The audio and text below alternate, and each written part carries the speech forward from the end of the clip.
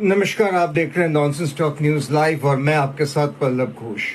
ये खबर जरा पुरानी है, मतलब 8 तारीख की खबर है, लेकिन खबर बहुत इंपॉर्टेंट है। मैंने सोचा कि ये खबर जो लोग नहीं जानते हैं उनके साथ साझा करूं, क्योंकि आयुष्मान भारत एक ऐसा युगांतकारी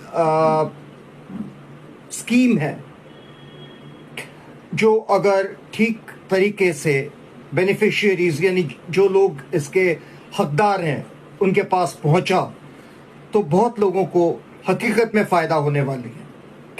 हालांकि आयुष्मान भारत का जो आगाज़ हुआ था वो 2018 के करीब हुआ था और उस वक्त प्रधानमंत्री नरेंद्र मोदी ने इस स्कीम को लॉन्च करते हुए कहा था कि इसके जो फ़ायदे हैं वो अनगिनत हैं, लेकिन कुछ स्टेट्स, उनमें से पश्चिम बंगाल भी एक था, जिन्होंने इस स्कीम को इनिशियली लागू नहीं किया। दूसरे स्टेटों ने तो बाद में खैर किया, लेकिन पश्चिम बंगाल एक ऐसा स्टेट रहा जिसने इस स्कीम को लागू करने से साफ इनकार कर दिया। मुझे याद है वो दिन, वो तारीख 2018 का, जब भतीजे अभिषेक बैनर्जी, जिनका रुतबा बहुत बड़ा हुआ था, जिनका वर्चस्व कद इतना ज्यादा था कि सारे डिसीजंस वो खुद लेते थे। हालांकि हेल्थ मिनिस्टर तो ममता बनर्जी थी, लेकिन बढ़ चढ़कर बात करना, बढ़ चढ़कर हर मुद्दे को लेकर तंज कसना या टीका टिप्पणी करना, ये अभिषेक बैनर्जी के जो कुछ सिलेक्टेड कामों में से हुआ करता था। मुझे याद है अभिषेक बैनर्जी का वो अल्फाज जो उन्होंने कहा था कि आयुष्मान भारत को हम बंगाल में लागू नहीं होने देंगे। उसके बाद आयुष्मान भारत को लेकर उन्होंने हाल फिलहाल में 2026 में ही शायद एक नया टिप्पणी की थी कि जो लोग आयुष्मान भारत को अवेल करेंगे वो लोग एक तरह से उनके पास अगर टू व्हीलर है या मोबाइल फोन है या इस तरीके के सामान है तो उनको आयुष्मान भारत नहीं मिलेगा। तो इस नैरेटिव से उन्होंने दरअसल ये कोशिश किया कि ममता बनर्जी का जो स्टेट का जो स्कीम था शास्त्रोशाथी, उसके पक्ष में लोगों को ज़्यादा से ज़्यादा लोगों को अपने तरफ खींचना। और ममता बनर्जी का जो शास्त्रोशाथी था उसके बारे में फिर किसी दिन बात करेंगे। उसके भी बहुत सारे प्रोज एंड कौन सी ज़्यादा हैं, क्योंकि मैंने खुद देखा है बंगाल में रहने जब मैं था बीते दिनों, तो शास्त्रोशाथी पर कई सारे ऐसे स्टार्टलिंग रिविलेशन सामने आए थे जो अगर लोग बाग जान जाते तो शायद अभिषेक बैनर्जी के इस बात को खंडन कर सकते। लेकिन खैर अभिषेक बैनर्जी ने अपना पक्ष रखा। हुआ ये कि 8 जून को भारत मंडपम में एक बहुत बड़ा फंक्शन आयोजित किया गया और इस फंक्शन के तहत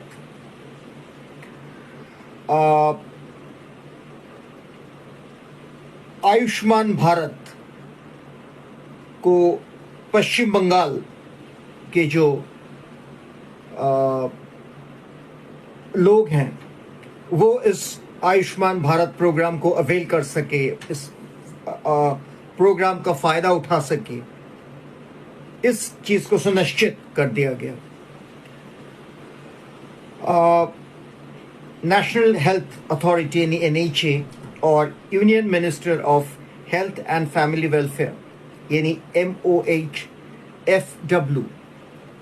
के साथ department of health and welfare Paschim Bangal ने एक MOU यानी मेमोरेंडम ऑफ अंडरस्टैंडिंग साइन किया और इसके तहत अब पश्चिम बंगाल के जो लोग हैं उनको भी आयुष्मान भारत के जो फायदे हैं, आयुष्मान भारत का जो फैसिलिटीज़ हैं वो मिलना चालू हो गया है।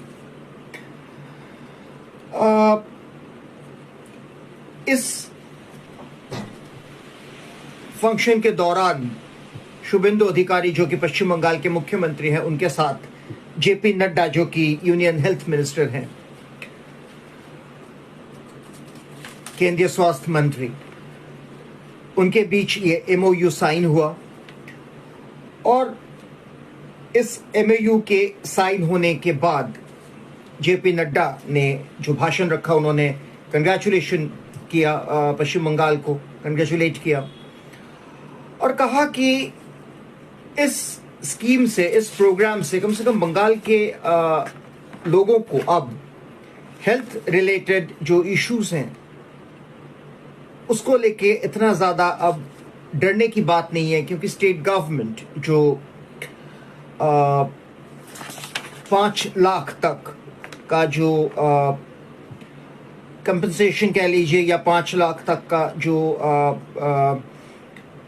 हेल्थ के लिए जो पैसे देगी पर फैमिली, उससे लोगों को बहुत बड़ा फायदा होने वाला है। शुभेंदु अधिकारी ने भी केंद्र सरकार का शुक्रिया अदा किया और उन्होंने कहा कि इस तरह की स्कीम से पश्चिम बंगाल के लोगों को बहुत फायदा होगा। हालांकि शुभेंदु अधिकारी ने पहले भी इस स्कीम के फेवर में, इस स्कीम के पक्ष में पहले भी उन्होंने वक्तव्य रखा था। उन्होंने बार बार कहा था कि अगर आयुष्मान भारत को पहले ही पश्चिम बंगाल में लागू कर दिया जाता, पश्चिम बंगाल में तृणमूल इसको आने देती, तो शायद बहुत लोगों को अब तक फायदा पहुंचता। लेकिन खैर, तृणमूल ने इसको बंद कर रखा था। तृणमूल ने साफ कह दिया था कि हम आयुष्मान भारत स्कीम को लागू नहीं होने देंगे पश्चिम बंगाल में। उन्होंने इसकी तुलना अपना जो शास्त्र साथी के साथ किया था। शास्त्र साथी के कई सारे ऐसे केसेस सामने आए जिनमें लोगों को मुआवजा मिलना तो बहुत दूर की बात है, उन्होंने उनको वो मिनिमम जो बेसिक जो पैसा था वो तक नहीं मिला। क्योंकि एक मेरे अपने ही जान पहचान में मैंने ये केस देखा था कि एक पश्चिम बंगाल का एक रादर कोलकाता का एक नामचीन अस्पताल के बारे में यहाँ मैं जिक्र कर रहा हूँ, नाम नहीं ले रहा हूँ। बाईपास पर ये हॉस्पिटल है। और जब इनसे बात किया गया और इनसे पूछा गया क्या आप स्वास्थ्य साथी कार्ड लेंगे, क्योंकि पश्चिम बंगाल सरकार कहती है कि हर इलाज स्वास्थ्य साथी कार्ड के एवज में हो सकता है, तो उन्होंने कहा कि जी नहीं, हम नहीं लेंगे, क्योंकि इससे पहले जो भी हमने ट्रीटमेंट किया स्वास्थ्य साथी कार्ड लेकर, उसका पैसा हमें आज तक नहीं मिला। और नए जो केसेस हैं, जाहिर सी बात है ये पैसे हमारे रुक जाएंगे, तो हम नहीं लेंगे। ऐसे कई सारे और किस्से सामने आए जो जैसा कि मैंने कहा कि स्वास्थ्य साथी पर फिर किसी दिन आपसे इस पर बात करेंगे। और जेपी नड्डा ने इस इवेंट में शुभेंदु अधिकारी को एक और बात के लिए कंग्रेचुलेट किया। उन्होंने कहा कि वेस्ट बंगाल गवर्नमेंट ने जो अभी हाल फिलहाल HPV वैक्सीनेशन, यानी 14 साल की लड़कियों के लिए HPV वैक्सीनेशन को शुरू किया है, ये काबिल तारीफ है। अब तक करीब 33,000 लड़कियों को ये वैक्सीनेशन लग चुका है। अगर टारगेट कहें तो टारगेट 7.67 यानी 7.65 लाख लड़कियां अभी, मतलब ये टोटल इनको लगना बाकी है। तो जाहिर सी बात है बहुत जल्द काम हो रहा है, इसलिए यूनियन हेल्थ मिनिस्टर ने स्टेट गवर्नमेंट को कंग्रेचुलेट भी किया और कहा कि ये एक बहुत बड़ा पहल है जो बहुत ज़रूरी है। और अगर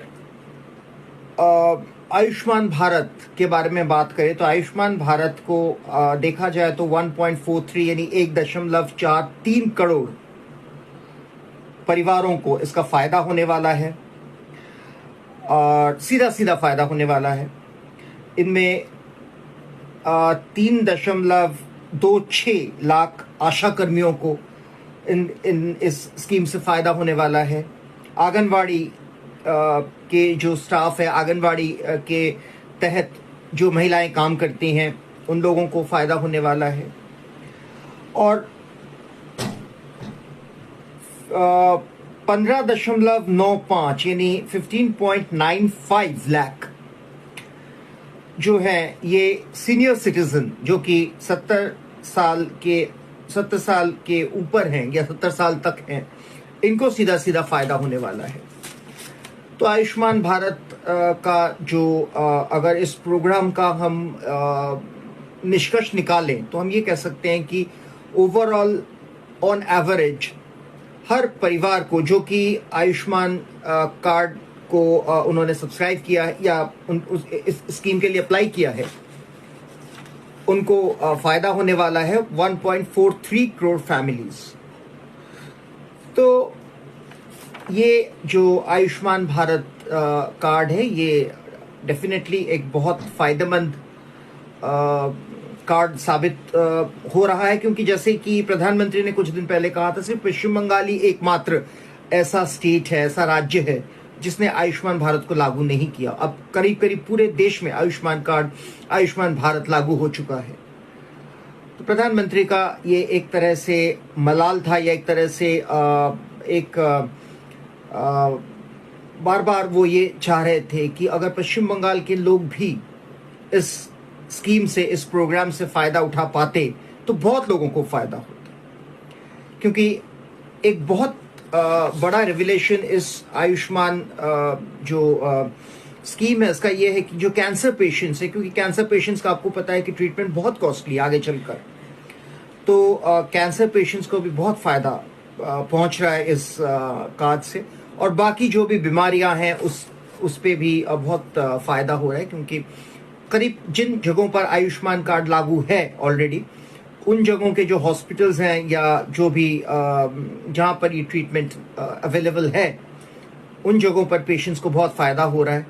और अब आगे चलकर हम उम्मीद करते हैं कि पश्चिम बंगाल के जो जनता है, पश्चिम बंगाल के लोगों में इसको लेकर एक उत्सुकता जरूर रही है। जैसे कि मैंने कहा कि बीते दिनों में मैं पश्चिम बंगाल में आना जाना रहा, तो पश्चिम बंगाल के लोगों में ये एक गुबार था, गुस्सा था ममता बनर्जी सरकार पर या अभिषेक बनर्जी को लेकर कि हम लोगों को इससे मरहूम रखा है, हम लोगों को इसके बाहर रखा है जानबूझकर, क्योंकि स्वास्थ्य साथी से हमें इतना नहीं फायदा हो रहा है। आधे से ज्यादा जगह स्वास्थ्य साथी को एक्सेप्ट नहीं कर रहे, स्वास्थ्य साथी को साफ कह रहे हैं कि नहीं, हम नहीं एक्सेप्ट करेंगे।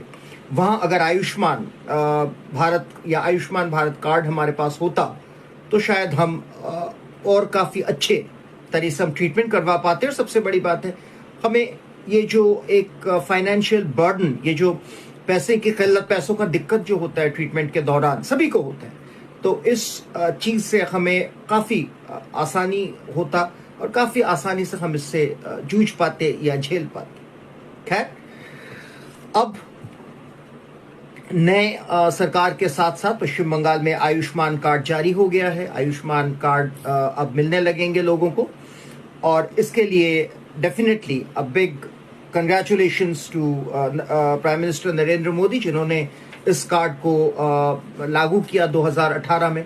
और तभी उन्होंने कहा था कि इस कार्ड को लागू करने से जो आम परिवार है, जो मिडिल क्लास परिवार है, जिन लोगों को ट्रीटमेंट करते वक्त खर्च के लिए सोचना पड़ता है, शायद ट्रीटमेंट रह जाता है आधा अधूरा, उन लोगों को बहुत फायदा होने वाला है। लेकिन ममता बनर्जी ने और अभिषेक बनर्जी ने साफ कह दिया था कि पश्चिम बंगाल में हम इस कार्ड को लागू नहीं होने देंगे।